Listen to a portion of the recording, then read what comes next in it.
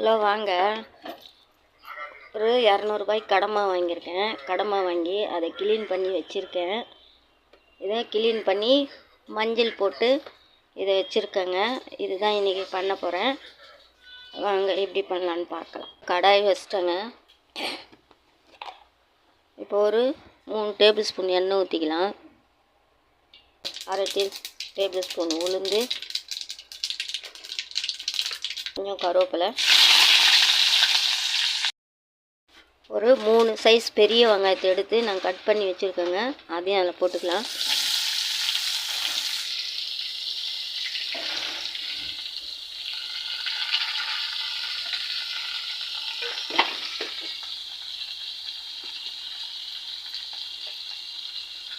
இப்போ போட்டுட்டு நல்லா வதக்கி விட்டுக்கலாங்க. வெங்காயம் வதங்கிறதுக்கு கொஞ்சம் கல் உப்பும் போட்டுக்கலாம்.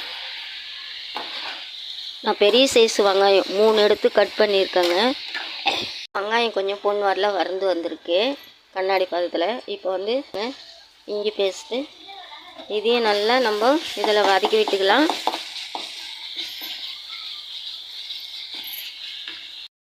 வெங்காயம் நல்லா வதக்கி எடுக்கணுங்க. இன்னும் கொஞ்சம் வதங்கணும் வெங்காயம். இந்த இஞ்சி பேஸ்ட்டும் போட்டாச்சு, நல்லா வாசனை வரும். நாங்கள் எண்ணெய் வந்து ஒரு 4 டேபிள் ஸ்பூன் ஊற்றிருக்கேன். நீங்கள் வேணும்னா ஒரு 5 டேபிள் ஸ்பூன் கூட ஊற்றிக்கோங்க. அப்போ வந்து எண்ணெய் கடமானுக்கு ரொம்ப ரொம்ப நல்லாயிருக்கும். இந்த கலருக்கு வந்தோடனே 2 பச்சை மிளகாய் போட்டுக்கலாங்க. அது ரொம்ப ஒரு 4 தக்காளி கட் பண்ணி வச்சுருந்தீங்களா, அதையும் அதில் போட்டுக்கலாம். இதுக்கு தக்காளி வெங்காயம் தாங்க மெயின் இந்த கடமானுக்கு. இப்போ நம்ம இதை நல்லா வதக்கி விட்டுக்கலாங்க. தக்காளியை கொஞ்சம் மூடி போட்டுக்கலாங்க, சீக்கிரமாக ஆகும். அதனால் மூடி போட்டிருக்கேன். அந்த எண்ணெயிலே மூடி போட்டோம்னாக்கா நல்லா வெந்து வரும் தக்காளி. அதனால தான் நான் மூடி விட்டுட்டு நல்லா வதக்கி விட்டுக்கலாங்க. நம்ம மூடி போட்டால் சீக்கிரமாக ஆகும். அதனால தான் நான் மூடி போட்டிருக்கேன். இது நல்லா இந்த எண்ணெயிலே வெந்து வரட்டுங்க. இந்த மாதிரி வதங்கி வரும். இப்போ நம்ம மூடி இல்லாத வதக்கி விட்டுக்கலாங்க. நல்லா இந்த எண்ணெயில் வதங்கி வரட்டும். எண்ணெய் மேலே தெரிஞ்சு வந்திருக்கு. இந்த சமயத்தில் ஒரு 1/2 டேபிள் ஸ்பூன் மஞ்சத்தூள்,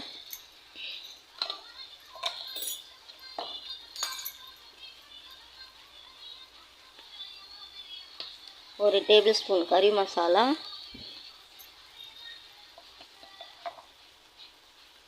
ஒரு டேபிள் ஸ்பூன் ஜீரகப்பொடி, ஒரு 1/4 டீஸ்பூன் சோம்பு பொடி, இதெல்லாம் போட்டுட்டு நல்லா நம்ம அனலை கம்மியாக வைங்க. அனலை ரொம்ப ஹையில் வைக்கக்கூடாது, கருவி போயிடும். அதனால் நம்ம லோவில் தான் வைக்கணும். இல்லைன்னா மசாலையில் நம்ம போட்ட மசாலையெல்லாம் கருவி போயிடும். இப்போது இது எல்லாத்தையும் நல்லா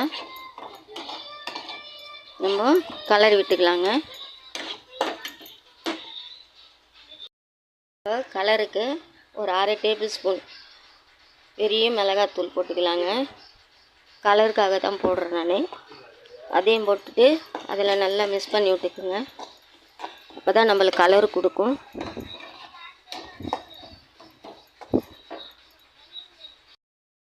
வீட்டு மிளகாத்தூளுங்க.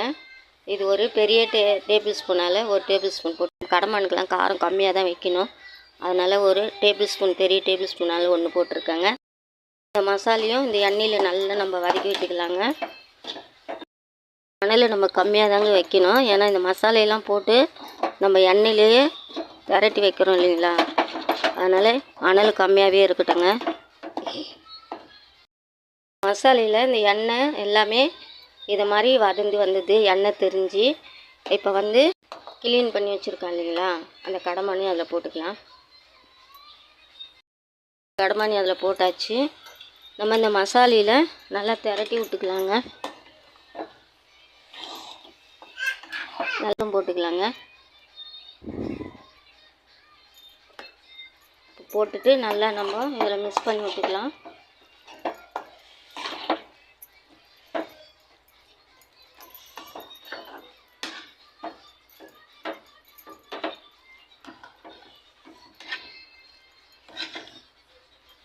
இந்த மசாலையில் தாங்க வேகணும். இது நம்ம மூடி போட்டுக்கலாம்.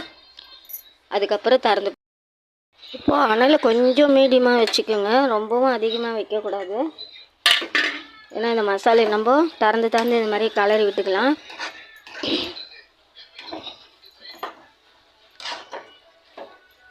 நல்லா இதை வெந்து வரட்டுங்க. பாருங்கள், இந்த மாதிரி மசாலையில் இந்த கடமா சேர்ந்து வரணும். அப்போ தான் நம்ம சாப்பிட்றதுக்கு நல்லாயிருக்கும். தண்ணி விடாதீங்க, இது வேக வேக இதில் தண்ணி வரும். அதனால் நம்ம தண்ணி விட வேண்டாம். வேணும்னா நம்ம பார்த்துட்டு லாஸ்ட்டாக கொஞ்சம் தண்ணி விட்டுக்கலாம். இப்போது அனல் ஒரு மீடியமாகவே வைங்க. ரொம்ப ஹையில் இருக்கக்கூடாது, ரொம்ப லோவில் இருக்கக்கூடாது, ஒரு மீடியமாக வைங்க. மூடியை திறந்து விடுறாங்க.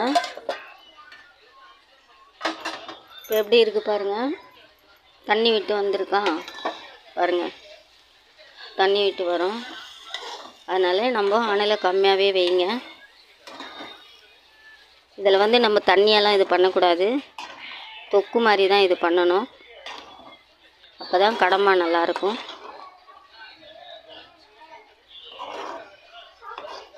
நீங்கள் காரம் வேணும்னா கூட நீங்கள் வச்சுக்கோங்க. நாங்கள் காரம் கம்மியாக சாப்பிடுவோம். கடமானுக்கெல்லாம் காரம் கம்மியாக இருந்தால் ரொம்ப ரொம்ப டேஸ்ட்டாக இருக்கும். இப்போ பாருங்கள், தண்ணி இல்லாத மாதிரி தான் இருந்தது. இந்த கடமானில் தண்ணி அதிகமாக வரும். எப்பயுமே கடமானில் வந்து நம்ம தண்ணி விட்டு செய்யக்கூடாது, அதில் இருக்கிற தண்ணியிலே வெந்துடும். இது நம்ம போடுற மசாலா, எண்ணெய் எல்லாமே சேர்ந்து இதில் வெந்து வந்துடும். இப்போ பாருங்கள் எப்படி இருக்குது பாருங்கள். கொஞ்சம் வெந்து வரட்டுங்க. தக்காளி கம்மியாக போட்டுங்க. நான் 5 தக்காளி போட்டிருக்கேன். நீங்கள் வேணும்னா தக்காளி கம்மியாக வேணும்னாக்கா நீங்கள் ஒரு 3 தக்காளி 4 தக்காளி வச்சுக்கோங்க. மூடியை திறந்துட்டேன், எப்படி இருக்குதுன்னு பாருங்கள்.